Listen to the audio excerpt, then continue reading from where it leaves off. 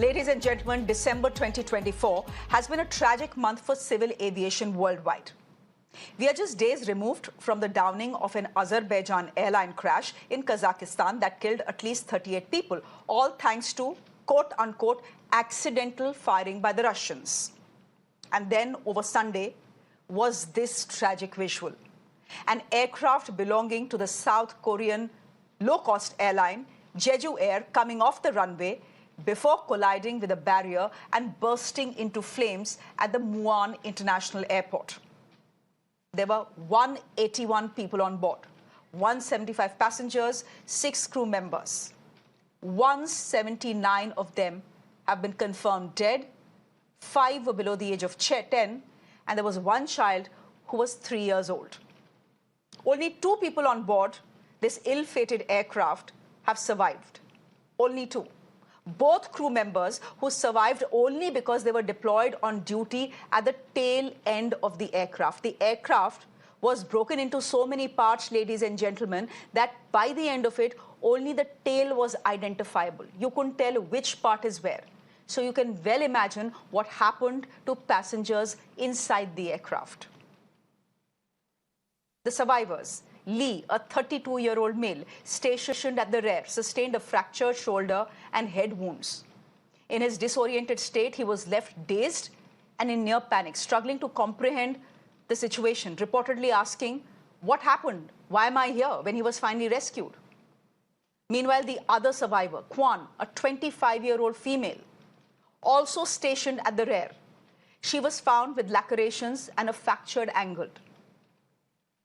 Even if their wounds heal, ladies and gentlemen, spare a thought about their trauma. They have just seen 179 people being charred to death right in front of their eyes. So the question still remains 24 hours on. What led to this crash? Well, there's one obvious clue in this video that you're seeing on your screens. Look closely and you will see that the aircraft's landing gear hasn't been deployed. It's not rolling on wheels as is normal, but rather scraping and then sliding across the runway. Just keep looking at the pictures and you'll know what I mean. Experts say this was likely triggered by a bird hit because minutes before the crash, the ATC, that's the air traffic controller, had sent out a warning.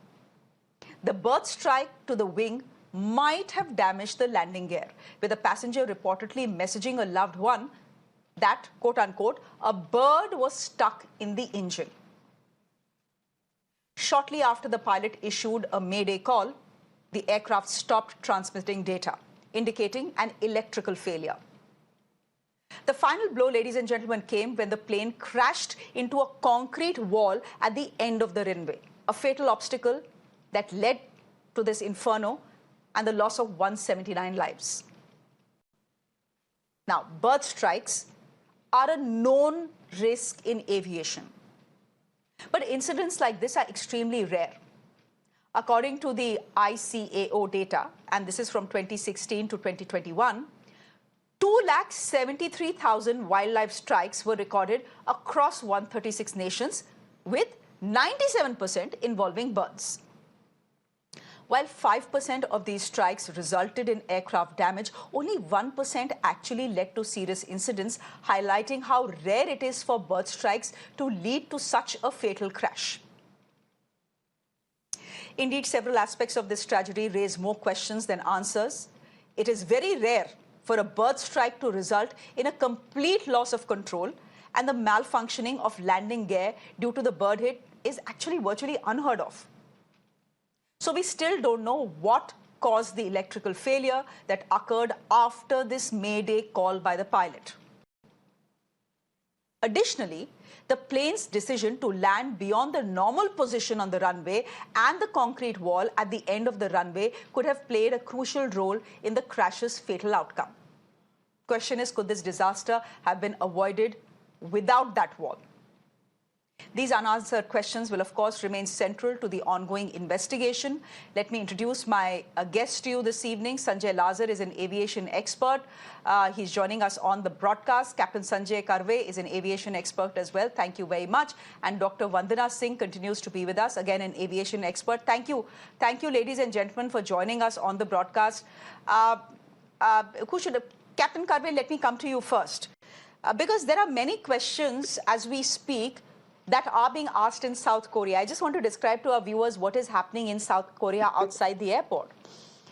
There are hundreds of relatives, friends, waiting for news of their loved ones. We know that 179 people are dead, but they have to be identified. How do you even identify these people, given the fact that the aircraft on our screens has broken up into so many parts that only the tail was actually visible? So it's very difficult to tell. That exercise will go on for a time.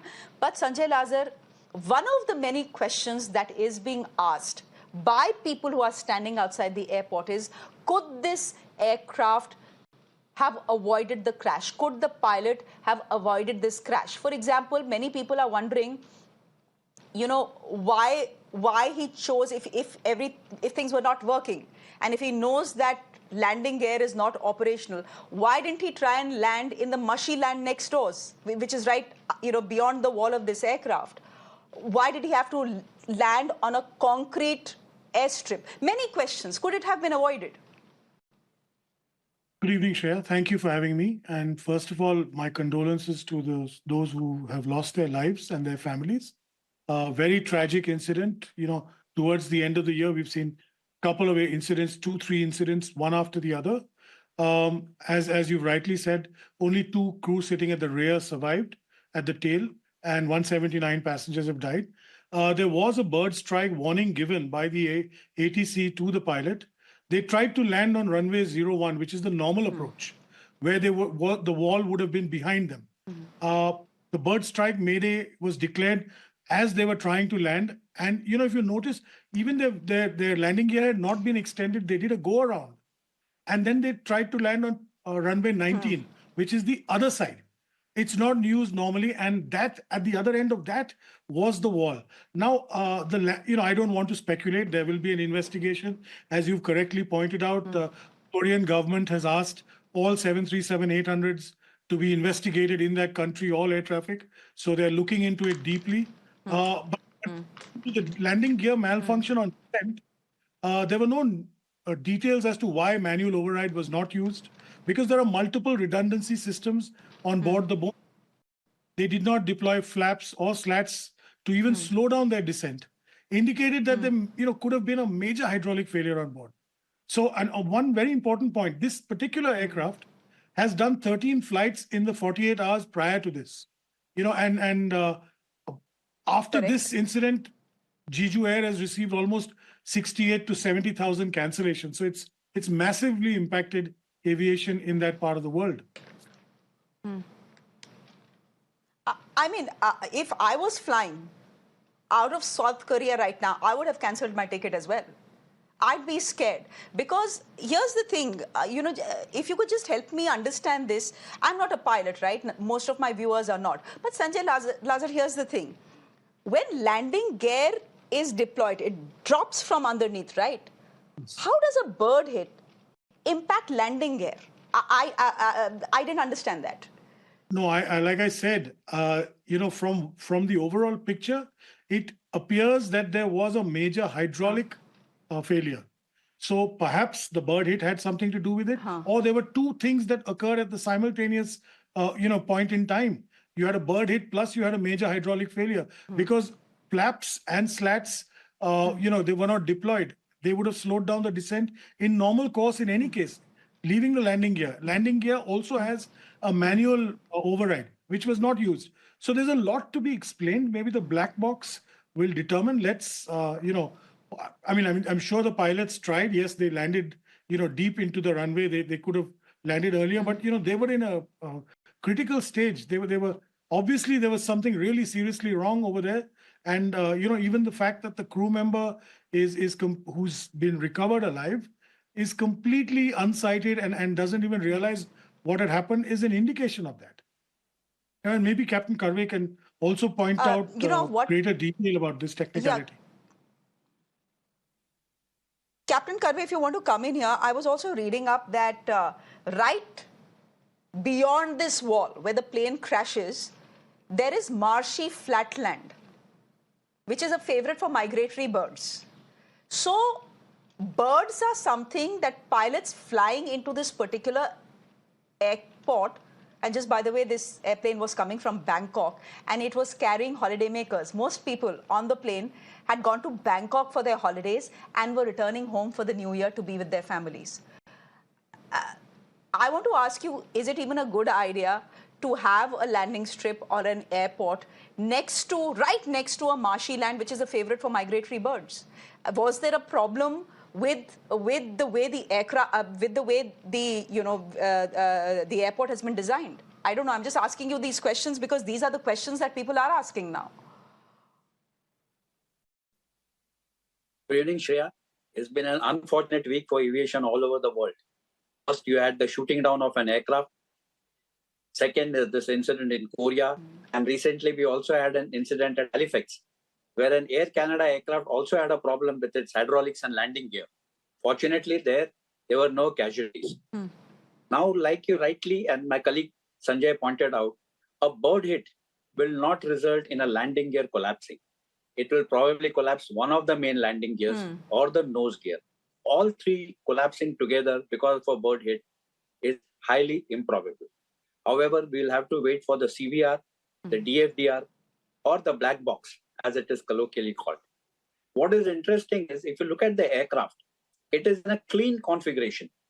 That means landing gear is up, flaps are not deployed, slats are not deployed. That means the aircraft is ready for a takeoff or a go-round action. That means aircraft was attempting to go round.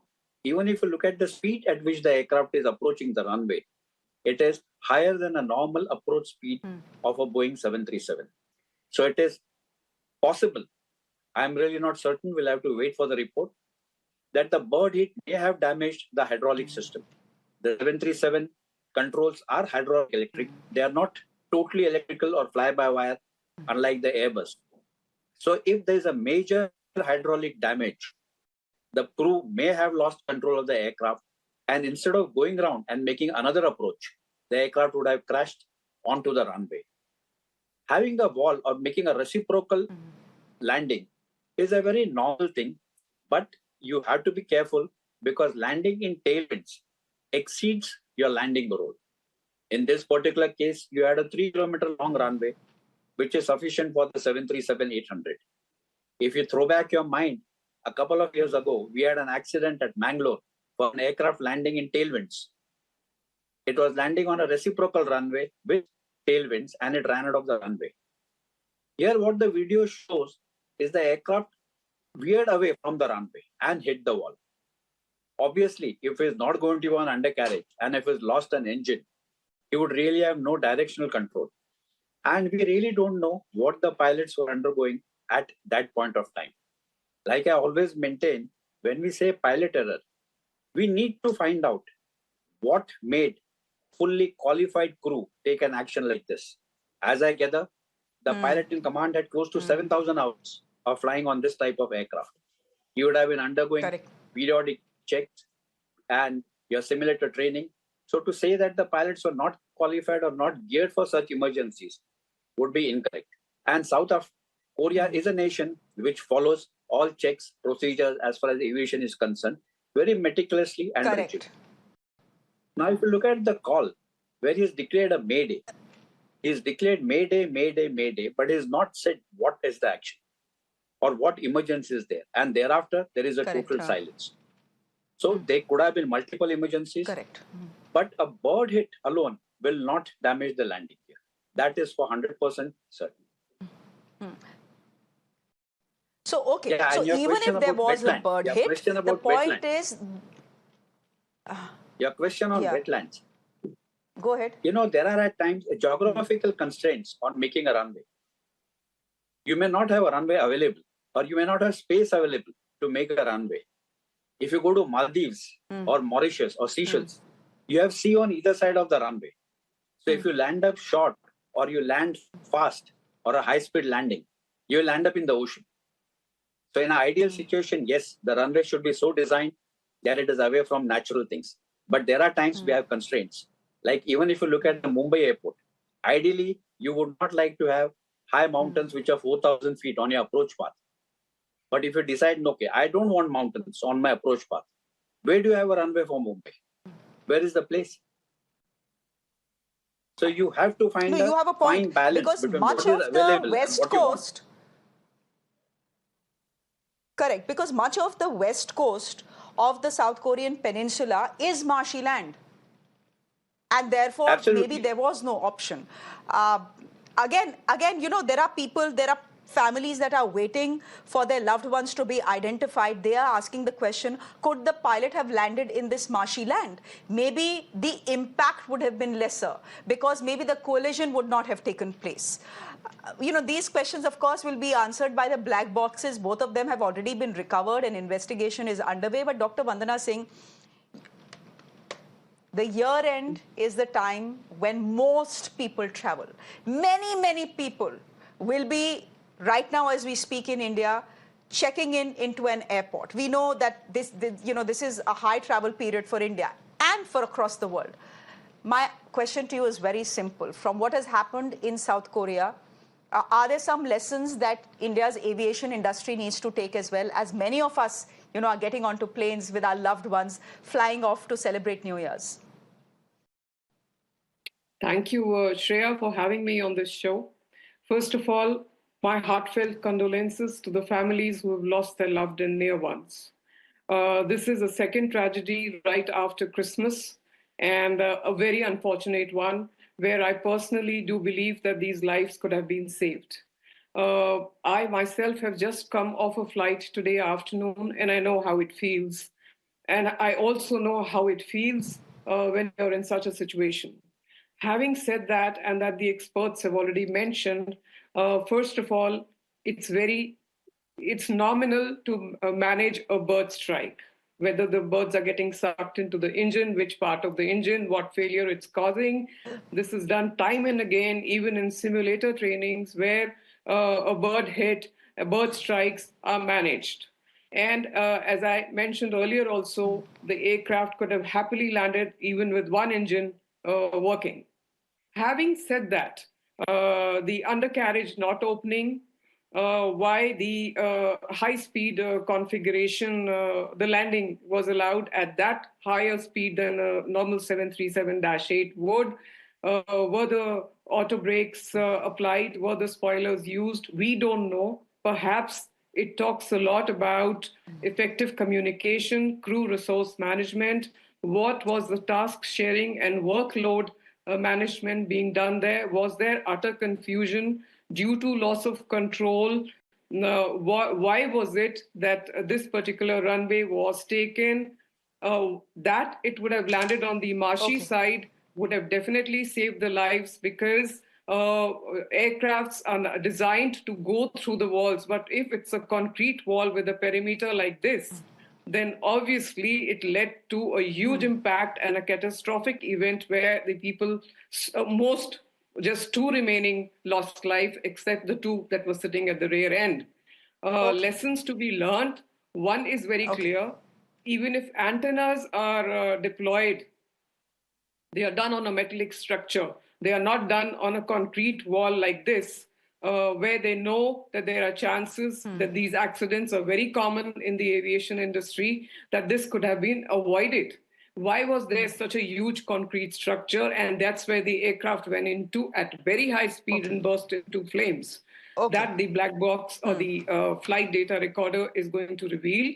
But for us to learn, the investigations... the investigations often take a very long time, years on end, to actually figure out what happened. The black boxes have been recovered. I'm sure we'll find out what happened. But I think most of you are saying that it's not just a bird hit. There is something more to it, possibly a hydraulic failure and engine failure as well. But your hearts really go out to families that are waiting outside the airport, waiting for their loved ones to be identified. It's going to be another long night for all of them. Ladies and gentlemen, what can I say? I just hope we are better prepared in case an Indian airline has to face something like this. Thank you very much. We leave it there. Dr. Vandana Singh, thank you very much. Captain Sanjay Karve, thank you very much. And Sanjay Lazar, good to have you on the show. Thank you all very much for giving us your perspective on what happened in South Korea yesterday. Thank you very much indeed. Thank you.